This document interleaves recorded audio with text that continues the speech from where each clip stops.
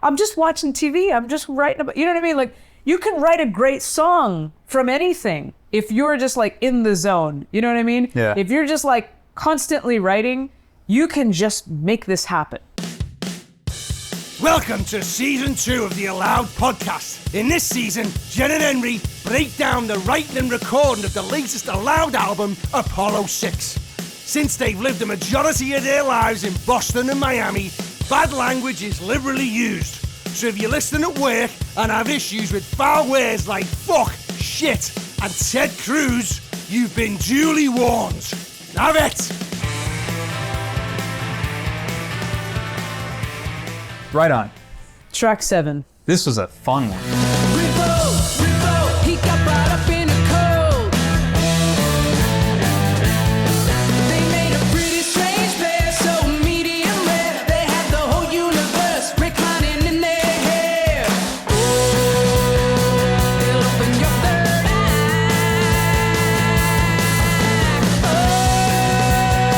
They'll make a desperate cry. So shake your fist and right on.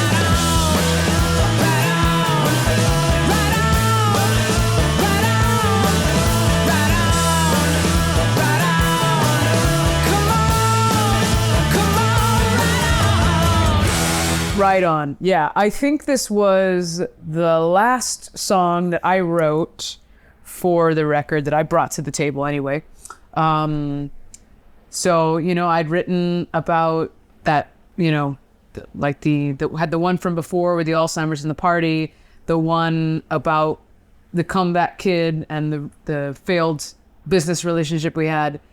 I wrote about meditating through the pandemic. You know, we haven't gotten to it yet, but I wrote about,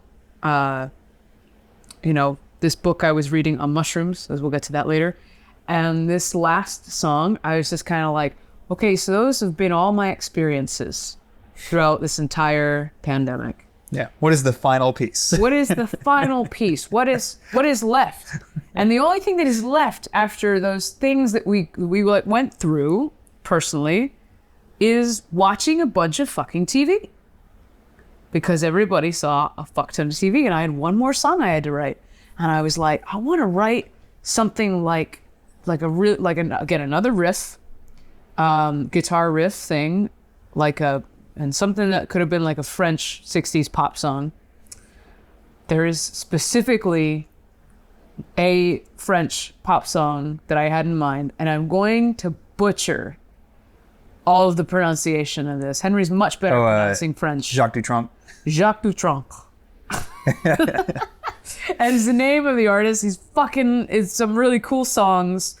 The song is Les Responsables. I'm sure that's awful pronunciation. Les Responsables. Les Responsables. Yeah, exactly.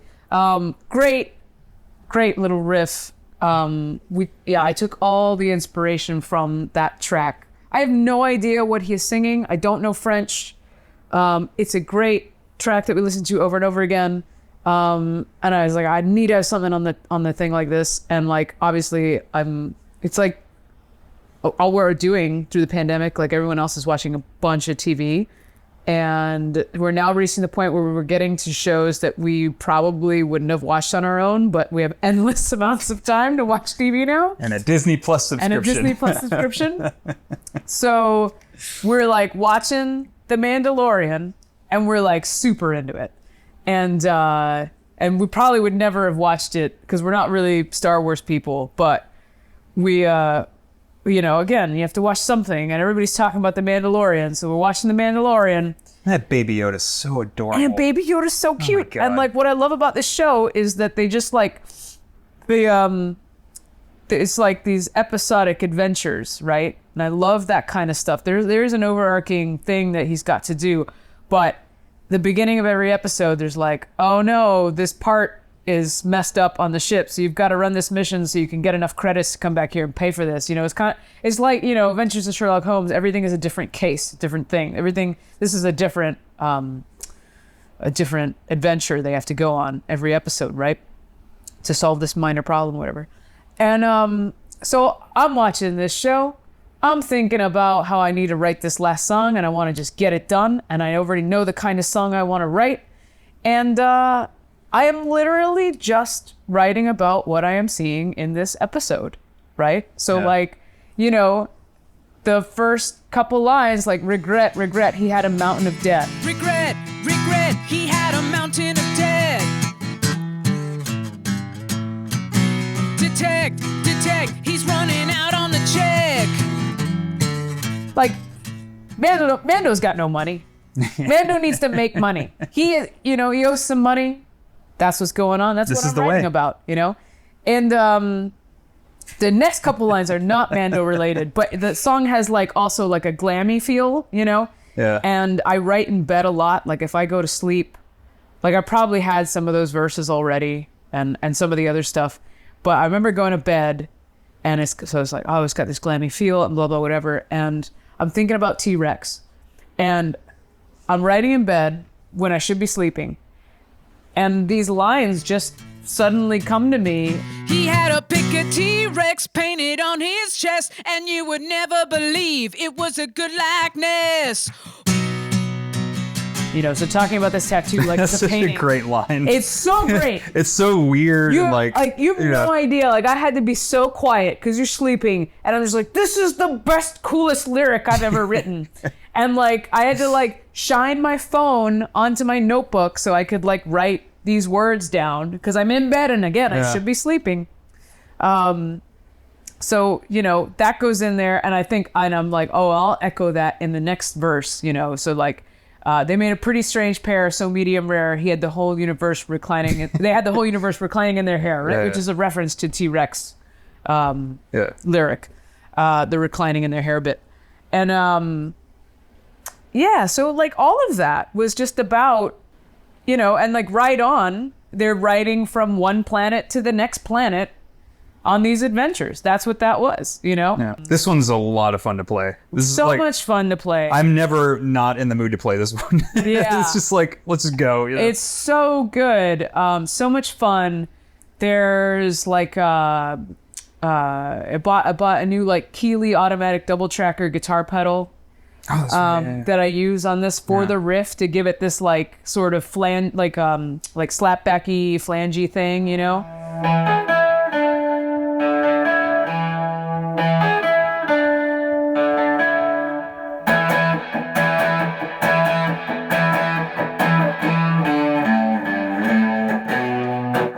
Benny did a great job making it sound warbly and like slightly out of tune, you know? Yeah. Great bass line from Charles in this, great drum part. Horns are awesome. The horns are on great. this.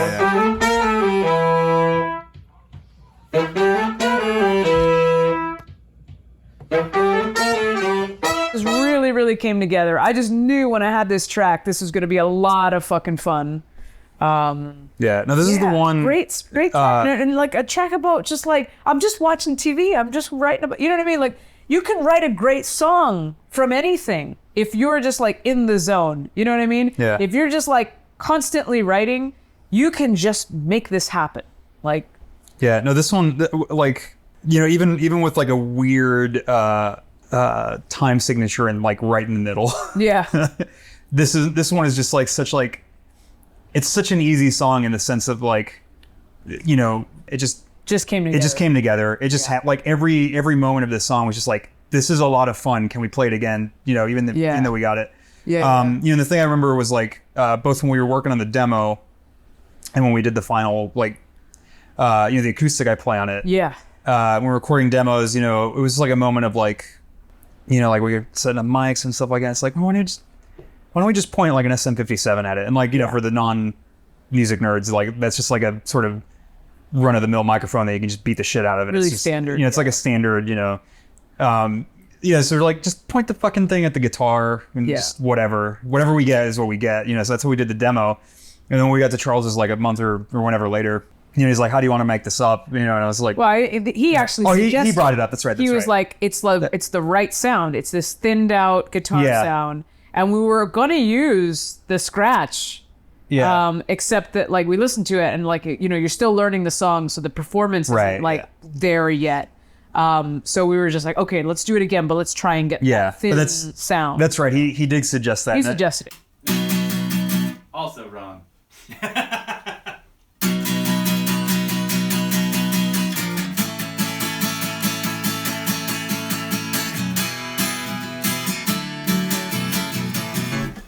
Headphones.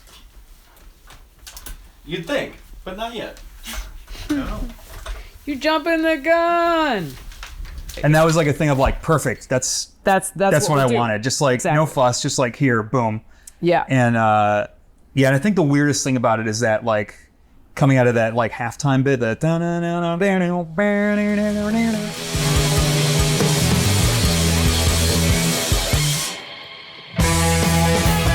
there's like one measure that's like in 3 instead of 4. It's like an odd number.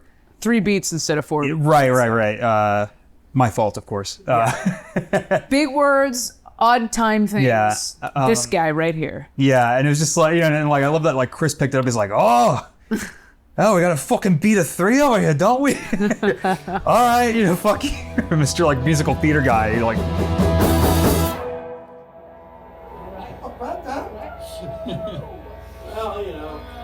At least you can count to 3.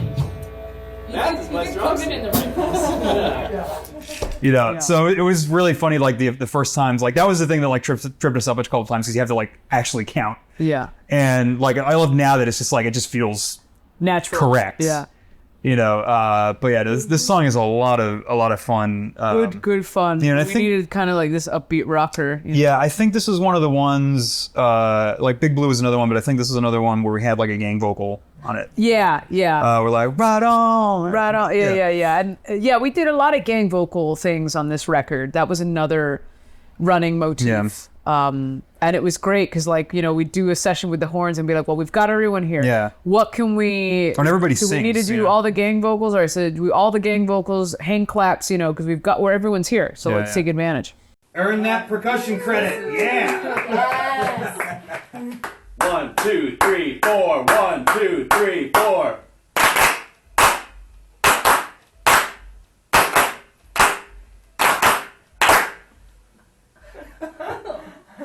Hey, Mickey, you're so fine. You're so fine. Blow my mind. Hey, Mickey. Yeah. One take wonder, he says. Yes. I'll believe that. One more for good luck. Fuck you. So we've mentioned in the past what the process was with recording this album. Yeah, like how we were just kind of like using the demo file right as the base instead of just starting from scratch, which is weird. Yeah. So you and me would demo, Yeah. it would get sent off, and then we would build on the demo. Yeah. And sometimes the weird shit that we would do would just stay. Right. Sometimes things from the demo would make it onto the final recording. Yeah. Usually the weirder stuff. Yeah. I mean, it's just because why try and recreate magic, folks? Yeah. Yeah, well, I kind of like, again, like just going back to the Music Concrete thing, like I think that was like the idea of just like, let's just keep shit in there. But I do remember with like Right On, like recording the demo for this one in my memory was just so much fun. And like when we were doing the backing vocals, the Right On, right, it was just like you and me like on a mic. Yeah. And when the solo bit came in, we were just like, I don't know what fucking it was like our Hey Bulldog moment. Yeah. At the end of Hey Bulldog, John and Paul do a bunch of weird sounds and whatever, and we just like let's just like ad lib stuff. Yeah. And this will just be a bit of fun for the demo. Right, yeah, because like we're sending this to like Charles and Chris, and we, I think at the moment we're just like, oh, let's like fucking weird them out a little bit. Pew pew pew. Wristwatch Crisco. And there it is. Yeah, like, so then I remember when it finally came down to like going to Charles's to record, we were like listening back to it, we were just having like so much fun with it, and we were listening. It's like, oh man, can we just fucking keep that? And I think for a minute we tried to like maybe recreate it, and pretty quickly. Yeah, because we like the spirit of the idea, but like it seems dumb to recreate something that was spontaneous. Yeah. You know. So we since then we did this like I don't know if we like really talked about this because I know we did this with like Hourglass too, but we were like fucking around with like reamping stuff, which for the lay people out there, it's literally just taking a recording and running it through an amp and recording the sound that comes out of the amp and like just fucking with it a bit. It gives it sort of like a lo-fi sort of like a crappy quality that you like. We wanted it to sound like shit. Yeah. Like again on like Hourglass, the no one knows. Like we ran it through like a tape echo and like distorted it and everything. And I think with this one, we ran it through like a real tinny speaker and it was just really funny hearing that weird stuff just isolated completely because like I can't even remember what the fuck I was saying. Yeah. Chris sound like Chris.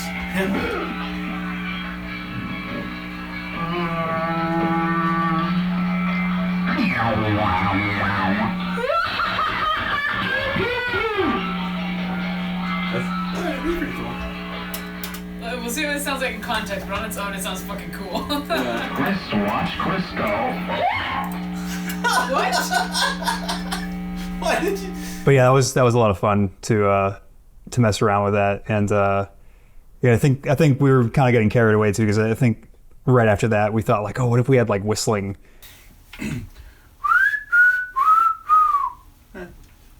Works. That's a man who knows how to whistle. Well, he works Sometimes. to this, and because you'll hear that over a barrage of guitars and drums. yeah, and I think Charles was like, oh, who's Who's the best whistler? who's the best whistler right now? And like, Charles, like he did like a couple practice runs and it was fucking perfect. And the second he hit record,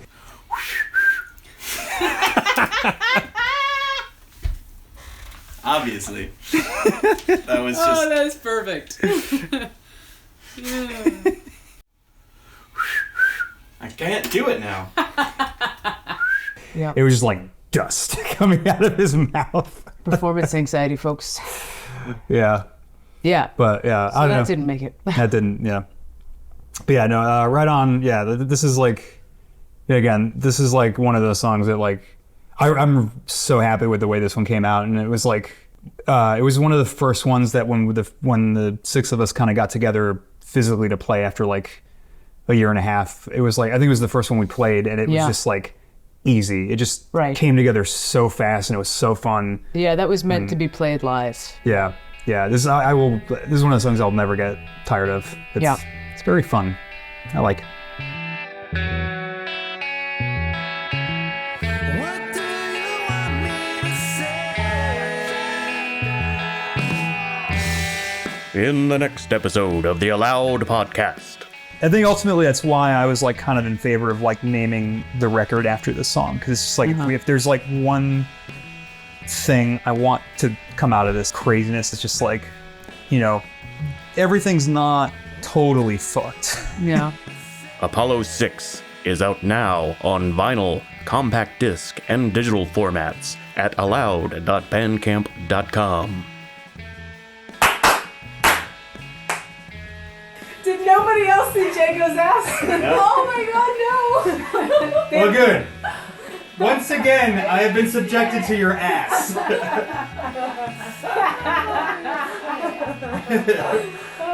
Who let vicious Jago in the studio?